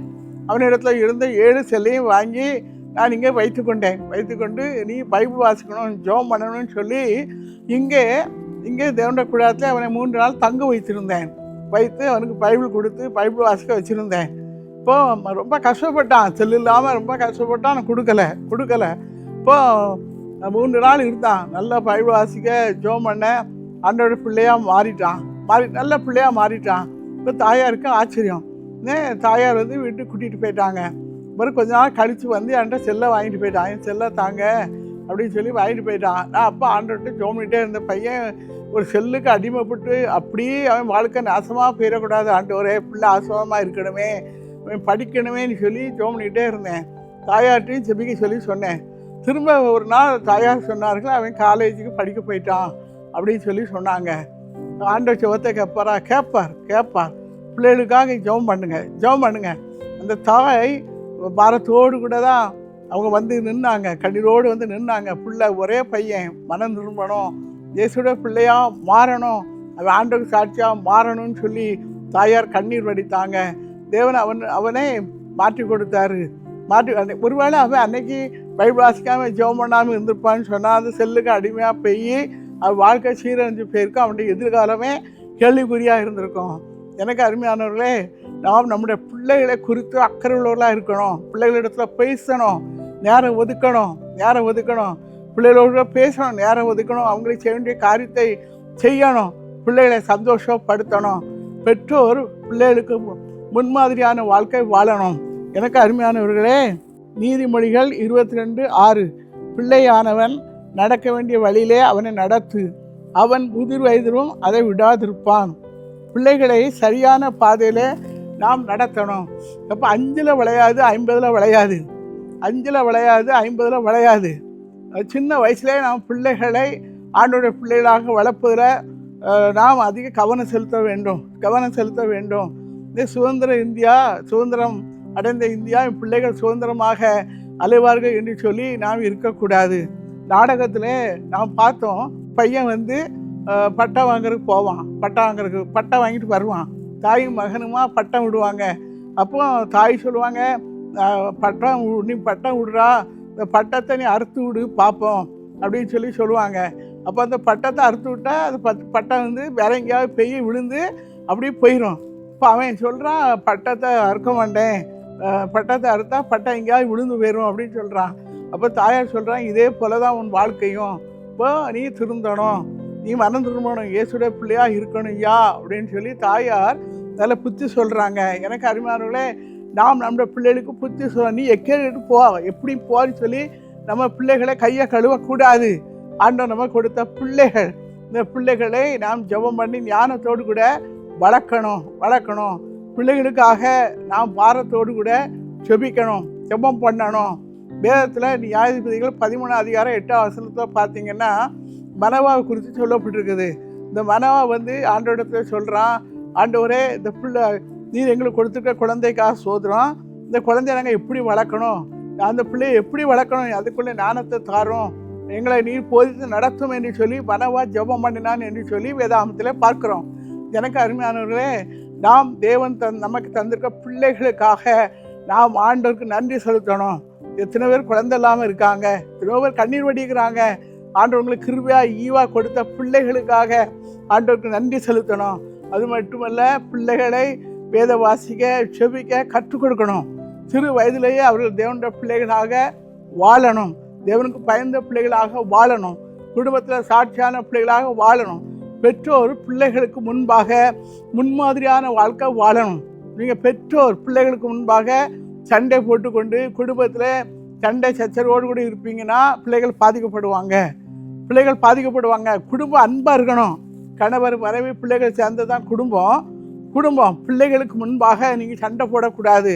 அப்போ ஒரு நாளில் ஒரு 2 பிள்ளைங்க வெளியே நின்று விளையாடிக்கிட்டு இருந்தாங்களாம். அப்போ ஒரு பிள்ளை விளக்கமாரை தூக்கிட்டு நிற்குதான், ஒரு பிள்ளை அகப்பா கரண்டியை தூக்கிட்டு நிற்குதான். அப்போ ஒரு ஐயா பார்த்து எதுக்கு சண்டை போடுறிய, ஏன் என்ன அப்படின்னு சொல்லி கேட்டதுக்கு, நாங்கள் அப்பா அம்மா விளையாடுறோம் அப்படின்னு சொல்லி. நீங்கள் எத்தனை குடும்பத்தில் விளக்கமாரை எடுத்து சண்டை போடுறோம், ஆப்பக்கரண்டி எடுத்து சண்டை போடுறோம், கணவன் மனைவியும் சண்டை போடுறோம். பிள்ளைகளுக்கு முன்பாக நீங்கள் சண்டை போட்டிங்கன்னா பிள்ளைகள் பாதிக்கப்படுவாங்க, பிள்ளைகளோட லைஃப் பாதிக்கப்படும். எனக்கு அருமையானவே, தயவுசெய்து நாம் மனம் திரும்பணும், பாவ வழியை விட்டு மனம் திரும்பணும். குடும்பத்தில் கணவரிடத்தை சண்டை போடுறவங்களா நம்ம இருக்கக்கூடாது. சகோதரிமார்கள் கணவன்மார்கள்ட்ட சண்டை போடக்கூடாது. பிள்ளைகள் இருக்கும்போது நீங்கள் எதையும் பேசக்கூடாது, ஞானமாக இருக்கணும். பிள்ளைகளை நல்வழியில் நடத்தணும், நல்ல காரியங்களை சொல்லி கொடுத்து வளர்க்கணும். இப்போ பிள்ளைகள் சாட்சியாக இருப்பாங்க. எனக்கு அருமையானவர்களே, குடும்பத்தில் சண்டை போடுற பெற்றோராக நாம் இருப்போமானால் நாம் மனம் திரும்பணும். ஆண்டவர், நாங்கள் சண்டை போடுறவங்களா இருக்கக்கூடாது. குடும்பத்தில் பிள்ளைகளுக்கு முன்பாக நாங்கள் ஆசீர்வாதமாக இருக்கணும். ஆண்டவரே, ஆசீர்வதிக்கப்பட்ட குடும்பமாக நாங்கள் காணப்படணும் ஆண்டவரேன்னு சொல்லி நீங்கள் ஜெபம் பண்ணணும். பெற்றோர் சாட்சியான வாழ்க்கை பிள்ளைகளுக்கு முன்பாக வாழணும். எனக்கு அருமையானவர்களே, நாம் பிள்ளைகளை குறித்து கவனமாக இருக்கணும். சுதந்திர இந்தியா சுதந்திரமாக போட்டு அப்படின்னு சொல்லி கட்டுப்பாடு இல்லாமல் பிள்ளைகளை வளர்க்கக்கூடாது. கட்டுப்பாடு இருக்கணும். எப்படி சாப்பிடணும், பெரியவங்ககிட்ட எப்படி பேசணும், எப்படி மரியாதை கொடுக்கணும். விளையாட போனாங்கன்னா விளையாடுறதுக்கு ஒரு நேரம் இருக்குது, திரும்ப வந்துடணும்னு சொல்லி கொடுக்கணும். சாப்பாட்டு காரியத்துலேயும் கவனமாக இருக்கணும். அதிகமாக பிள்ளைகளை பெருந்தினிக்காரங்களாக நீங்கள் வைக்கக்கூடாது. சாப்பாட்டில் பிள்ளைகளை குறித்து கவனமாக இருக்கணும். நொறுங்கு தீனி சாப்பிட்டுட்டு இருக்கக்கூடாது. பிள்ளைகளை விளையாட்டு காரியத்தில், சாப்பாடு காரியத்தில் எல்லாம் நீங்கள் கவனிக்கணும். பிள்ளைகள் ஆண்டவருக்கு வளரணும். மனவா தனக்கு ஆண்டவர் கொடுத்த குழந்தைக்காக ஆண்டவருக்கு நன்றி செலுத்தி பிள்ளையை எப்படி வளர்க்கணும்னு சொல்லி ஆண்டவர்கிட்ட ஜெபம் பண்ணுறான். அப்போ நீங்களும் ஆண்டவர்கிட்ட கேட்கணும், ஆண்டவரே, நீ எனக்கு தந்த குடும்பத்துக்காக சோதரம், நீ தந்த கடவுளுக்காக சோதரம், நீ கொடுத்த பிள்ளைக்காக சோதரம். ஆண்டவரே, பிள்ளைகள் மேலே உங்களோட கரை இருக்கட்டும். ஆண்டவரே, எங்கள் பிள்ளைங்க அந்த சின்ன வயசே உண்மை குறித்த பயத்தோடு நடுக்கத்தோடு காணப்படணும். ஆண்டவரே, வேதத்தை வாசிக்கணும், செபிக்கணும். ஆண்டவரே, எங்கள் பிள்ளைங்க நல்லா படிக்கணும், சமுதாயத்தில் உயர்ந்த இடத்துல இருக்கணும், ஆசீர்வாதமாக இருக்கணும். ஆண்டவரே, குடும்பத்துக்கு ஆசீர்வாதமாக எங்கள் பிள்ளைங்க மாறணும் ஆண்டவரேன்னு சொல்லி நாம் ஜெபம் பண்ணும்போது தேவன் நமக்கு தந்திருக்க பிள்ளைகளை ஆசீர்வதிப்பார், நம்முடைய குடும்பங்களை ஆசீர்வதிப்பார். குடும்பத்தில் சமாதானம், சந்தோஷம், ஆசீர்வாதம் உண்டாகும். கர்த்தர் உங்களோட வாழ்க்கையில் பெரிய காரியங்களை செய்து நாமத்தை மகிமைப்படுத்துவாராக. நாம் ஜெபிப்போமா? இயேசுவே, உமக்கு நன்றி செலுத்துகிறோம். ஆண்டவரே, இந்த நல்ல நேரத்துக்காக உமக்கு நன்றி செலுத்துகிறோம். பரிசுத்த ஆவியானவர் நீர் எங்கள் மத்தியிலே அசைவாடி கொண்டிருக்கிறதுக்காக சோதரம். நீர் எங்களோடு பேசுகிற கர்த்தராய் கடந்து வந்ததுக்காக உமக்கு நன்றி செலுத்துகிறோம் ஆண்டவரே. ஆண்டவரே, இந்த நாளில் ஆண்டவரே பிள்ளைகளை குறித்து ஆண்டவரே உங்களோட பிள்ளைகளோட பேசியிருக்கிறீர் ஆண்டவரே.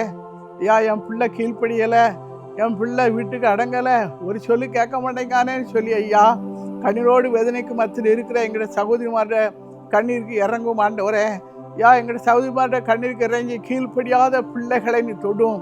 உன்னோட கரம் தொடட்டும், நானிப்பா இந்த கரம் தொடுவதாக ஆண்டவரே. வீட்டுக்கு ஆண்டவரை அடங்காத கீழ்ப்படியாத பிள்ளைகளை தொட்டு ஆண்டவரே பிள்ளைகளை நீ பரிசுத்தப்படுத்தும். கீழ்ப்படியக்கூடிய இதயத்தை கொடு ஆண்டவரே. யா, கீழ்ப்படியக்கூடிய இதயத்தை கொடு ஆண்டவரே. சின்ன சாமியோடு கூட பேசின ஆண்டவர் நீர் ஆண்டவரே. பிள்ளைகளோடு பேசும் ஆண்டவரே. வேத வசனங்களை வாசிக்கணுங்கிற விருப்பத்தை பிள்ளைகளுக்கு உண்டாக்கி கொடும். பொல்லாத பிசாசு எந்த பிள்ளைகளின் நினைவுகளையும் தொடாபடி, சிந்தனைகளை தொடாபடி, எண்ணங்களை தொடாதபடிக்கு ஆண்டவரே பிள்ளைகளை பிசாசின் கண்ணிலிருந்து நீ விடுதலையாக்கி பாதுகாத்து கொள்ளும்படி செபிக்கிறேன் ஆண்டவரே. யா, பிள்ளைகள் உங்களுடைய ஞானத்தில் சிறந்து விளங்கட்டும், உங்களுடைய அறிவிலே சிறந்து விளங்கட்டும், நல்லா படிக்கட்டும் ஆண்டவரே. உமக்கு புரியல சித்தமில்லா எந்த காரியத்தையும் செய்யாதபடிக்கு ஆண்டவரே நீர் பாதுகாத்து கொள்ளும்படி செபிக்கிறோம். பொல்லாத பிசாசுக்கு இடம் கொடுக்காதபடிக்கு ஆண்டவரே, செல்லுக்கு அடிமைப்படாதபடிக்கு ஆண்டவரே, உமக்கு பிரியமில்லாத தீமையான காரியங்களை செய்யாதபடிக்கு ஆண்டவரே பிள்ளைகளை பரிசுத்தப்படுத்த ஆண்டவரே. பிள்ளைகளை ஆசீர்வதியும், உங்களோட படிப்பை ஆசீர்வதியும் ஆண்டவரே. யா, குடும்பத்துக்கு ஆசீர்வாதத்தை கொண்டு வர பிள்ளைகளாக எங்களோட பிள்ளைகள் சாட்சியாய் வாழட்டும். பிள்ளைகள் வளர்ந்து சமுதாயத்தில் உயர்ந்த இடத்துல இருந்து உங்களோட நாமத்தை மகிமைப்படுத்தட்டும். பெற்றோரை ஆசீர்வதியும் ஆண்டவரே. ஜெபிக்கிற பெற்றோராய் மாற்றும். ஜெப ஆவி ஊற்றும், விண்ணப்பத்தின் ஆவி ஊற்றும் ஆண்டவரே. பிள்ளைகளுக்காக பாரம் எடுத்து செபிக்கட்டும் ஆண்டவரே. பாரம் எடுத்து செபிக்கட்டும். கீழ்ப்படியாத பிள்ளைகள் ஆண்டவரே, கீழ்ப்படியாத பிள்ளைகள் கீழ்ப்படியட்டும் ஆண்டவரே. வேதத்தை வாசிக்க விடாதபடி தடை செய்கிற ஆவிகள் அழிக்கப்படட்டும். பிள்ளைகள் வேதத்தை விரும்பி வாசிக்கட்டும், செபிக்கட்டும். உமக்கென்று சொல்லி சாட்சியாய் மாறட்டும் ஆண்டவரே. குடும்பங்கள் ஆசீர்வதிக்கப்படட்டும். குடும்பத்தில் இருக்கிற கணவன்மார்களை ஆசீர்வதியும், சகோதரிமார்களை ஆசீர்வதியும், பிள்ளைகளை ஆசீர்வதியும் ஆண்டவரே. குடும்பம் ஆசீர்வாதமாக இருக்கட்டும் ஆண்டவரே. குடும்பத்தில் காணப்படுற எல்லா கசப்புகள், எல்லா வெறுப்புகள் ஆண்டவரே, சமாதான குறைவுகள், பிரிவினை ஆவிகள் குடும்பங்களுக்கு வெளியேறட்டும் ஆண்டவரே. கர்த்தர் நன்மையானதை செய்வார் என்ற வார்த்தையின்படி குடும்பங்களுக்கு ஆசீர்வாதம் சமாதானம் உண்டாகட்டும் ஆண்டவரே. பிள்ளைகள் வளர்ந்து நாமத்தை மகிமைப்படுத்தட்டும் ஆண்டவரே. நீர் அப்படி செய்யறதுக்காக மக்கள் நன்றி செலுத்துகிறோம் ஆண்டவரே. இயேசு நாமத்தில் செபிக்கிறேன் நல்ல பிதாவே, ஆமேன் ஆமேன். எனக்கு அருமையானவர்களே, தேவன் உங்களோட பேசியிருக்கிறார். வேத வசனத்துக்கு கீழ்ப்படிங்க. பிள்ளைகளை நீங்கள் கவனிக்கணும். பிள்ளைகளை வேதம் வாசிக்க, செபிக்க, ஆண்டவருக்கு சாட்சியாக பிள்ளைகளை நீங்கள் நிலைநிறுத்தணும். பிள்ளைகளுக்காக பாரம் எடுத்து செபிங்க. பிள்ளைங்கள் ஆண்டவருக்கு என்று சொல்லி சாட்சியாக மாறுவார்கள். சமுதாயத்தில் உயர்ந்த இடத்துல இருந்து ஆண்டோட நாமத்தை மகிமைப்படுத்துவார்கள். தேவன் தாமே உங்களை ஆசீர்வதிப்பாராக. ஆமேன் ஆமேன். பிரியமானவர்களே, இந்த நிகழ்ச்சி உங்களுக்கு மிகவும் பிரயோஜனமாக இருந்திருக்கும் என்று கர்த்தருக்குள் விசுவாசிக்கிறோம். நீங்கள் பெற்றுக்கொண்ட நன்மைகளை எங்களுக்கு தெரியப்படுத்த மறவாதீர்கள். வருகின்ற சனி மற்றும் ஞாயிற்றுக்கிழமைகளில் ஒளிபரப்பாகும் ஜெபிக்கலாம் வாங்க நிகழ்ச்சியை குடும்பத்துடன் கண்டு தேவ ஆசீர்வாதத்தை பெற்றுக்கொள்ளுங்க. மீண்டும் மற்றும் ஒரு நிகழ்ச்சியில் உங்களை சந்திக்கிறோம். அதுவரை தேவ கிருபை உங்களோடு இருப்பதாக. For further details and prayer support, contact Jesus Redeems Ministries, Nalumavudi, Thoothukudi District, 628-211. Our phone number 04639 353535. info@jesusredeems.org. Our website www.jesusredeems.com. God bless you.